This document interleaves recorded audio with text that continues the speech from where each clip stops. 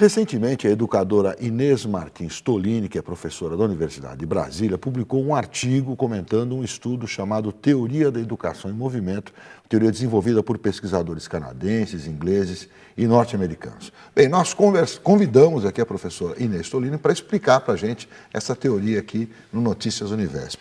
Então, professora, conta para a gente como é que essa teoria da educação em movimento, o que se propõe aí? Primeiro, eu quero agradecer a vocês ter me trazido de Brasília para conversar um pouquinho com vocês sobre educação.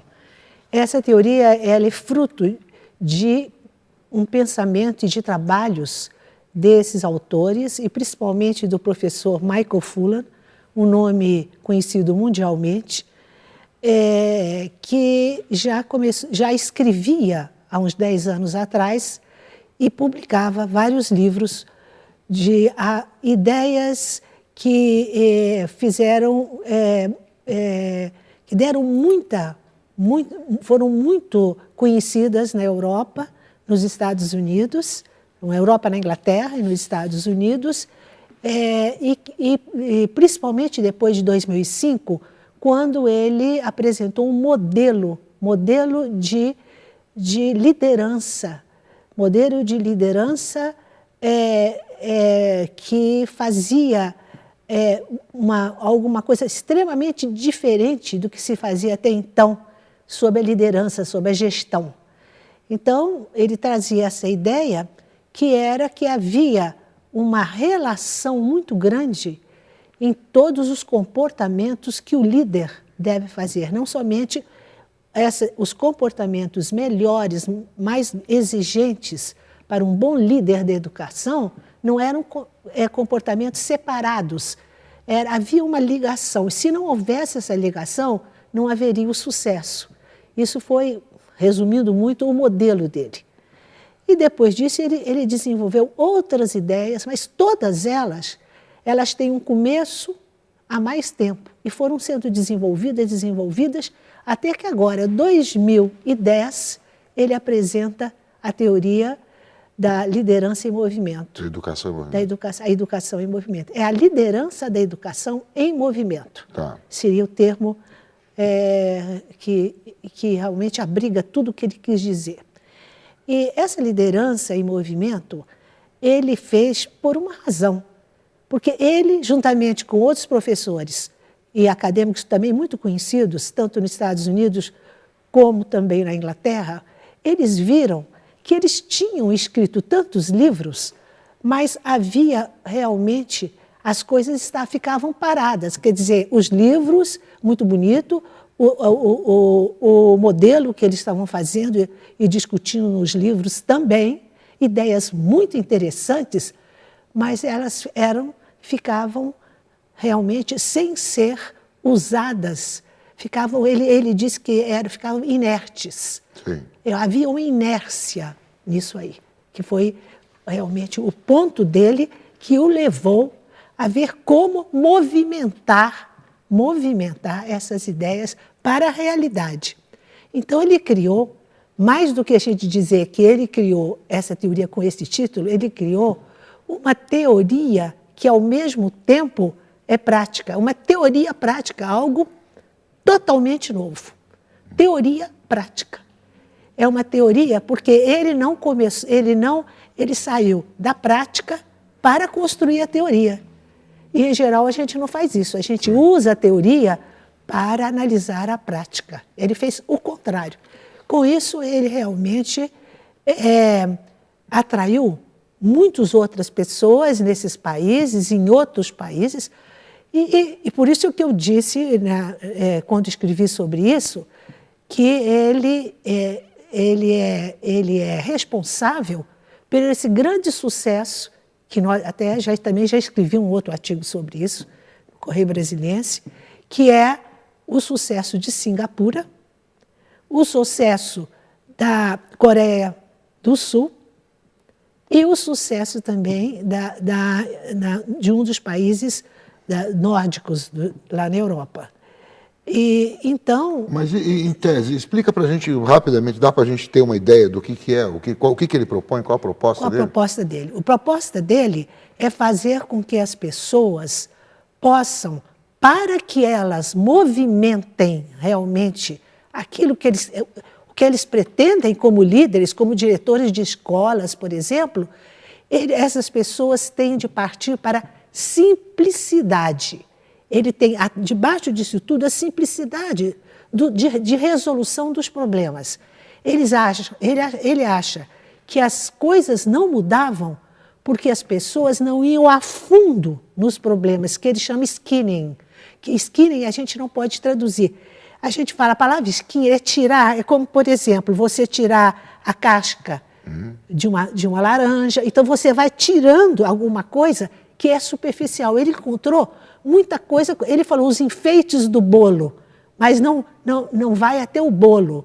Ele tem vários exemplos, né? Então, skinny é tirar. Tanto é que skinny também quer dizer magro. Emagrecer o problema, vamos dizer, para que chegar ao âmago, a essência do problema. Por isso é que não conseguia se fazer a mudança. Para fazer uma mudança é necessário duas coisas principais. Fazer o skinny, quer dizer, chegar à essência da mudança, número 1. Número 2 é fazer com uma visão sistêmica, quer dizer, não é fazer uma mudança. Vamos dizer, nós queremos mudar a educação brasileira. Nós estamos vendo aí várias pessoas que sabem o que mudar. Nós vamos mudar isso, deve melhorar aquilo não está bom, devemos fazer uma nova proposta para isso ou para aquilo outro. Isso não está andando bem. A minha tese de doutorado é uma tese que eu fiz uma análise de Getúlio Vargas a Collor, sobre toda a relação do Estado com o ensino fundamental, que é o nosso problema maior. É o ensino fundamental, é o ensino médio, quer dizer, o ensino básico. Bom, voltando ao Fulan e o seu grupo. Então, ele diferentemente, ele não fala de descobrir os problemas. Descobrir os problemas nós estamos descobrindo há anos. Mas como fazer? Como mudar? Esse é o grande salto que ele deu. Como mudar? Ele ensina como mudar. Então, movimentar. E como movimentar? É procurar aquilo que é um problema, que parece um problema que nunca se vai resolver, que é o que está acontecendo no Brasil com a educação, é buscar entender quais são os conteúdos que estão dentro desse problema, e principalmente aqueles que estão mais básicos e que não são vistos. No caso da educação brasileira, a gente tem como ter um exemplo de aplicação? Aqui mesmo eu falei. Aqui mesmo eu falei. Porque esse artigo que eu escrevi, eu disse que estávamos aí regozijando, porque nós estamos com muito mais pessoas dentro da educação, nós aumentamos a quantidade de pessoas que têm acesso à educação, à universidade e tudo mais. Mas dentro disso, eu listei várias perguntas que eu fiz que não são vistas. Então, coloca-se pessoas, mas a problemática que está oculta ali debaixo não se fala. Então, eu falo, por exemplo, deixa eu dar um exemplo aqui só dos que eu dei, né? Aqui eu faço várias perguntas. Por exemplo, como é que fica... Nós estamos aumentando, né? Mas será que nós ainda temos uma grande diversidade entre as regiões do país? Elas continuam lá perenes? Nós não conseguimos fazer o Skinner, quer dizer, buscar as origens. Por que só é Norte e Nordeste? Os índices Norte e Nordeste são tão inferiores do Sul. Nós temos de fazer isso. Nós não podemos ficar satisfeitos com grandes números de pessoas que estão dentro da universidade, das escolas. Nós temos de ver por que persistem os grandes problemas não são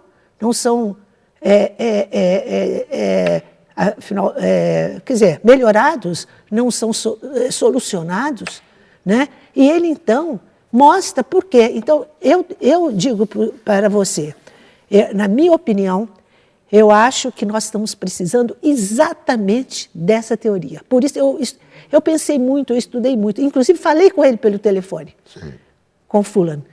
E eu acho, porque ele está fazendo isso no mundo todo, ele está dando workshops, né? Ele vai ao país, ele tem trabalhado com estados dos Estados Unidos, com vários países que têm problema, tanto é que ele trabalhou nesses 3 que eu mencionei, não é? Singapura, lá na Coreia do Sul e tudo mais.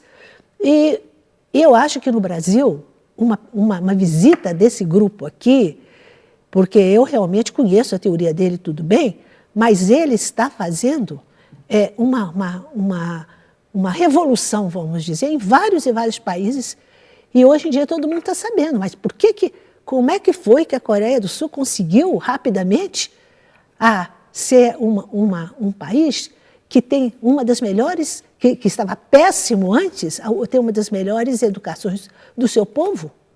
Então, eu acho que nós temos no Brasil, não é? Os livros não estão traduzidos, eu tenho todos os livros deles, mas todos em inglês. Sim, entendo. Mas eles deveriam, talvez eles tivessem algum interesse, eu não sei, porque isso aí teria de ter um apoio financeiro para trazê-los, porque eles são muito famosos, mas são pessoas muito simples, pelo que eu conversei com ele no telefone e tudo mais. Eu falei, Dr. Michael, eu falei com ele, eu sinto que a sua teoria, eu sinto que as suas ideias, que agora foram aperfeiçoadas, porque ele está trabalhando nessas ideias há quase 30 anos. Sim. Agora que elas eclodiram, agora que ele chegou a juntar tudo aquilo nessa teoria que eu estou dizendo, né, de realmente o movimento, movimentar a educação, movimentar a direção da educação, não é? E também, ao lado disso, eu não falei o segundo ponto, falei somente isso. O segundo ponto é ter o foco sistêmico. Quer dizer, aqui em termos de Brasil, nós teríamos de acabar com essa dificuldade entre os níveis do governo central, do Estado e dos municípios. Isso aí vem do tempo de Getúlio, não é? Nós temos esse problema, essas dificuldades. De relacionamento dos níveis de não somente relacionamento, mas também das necessidades que não são satisfeitas.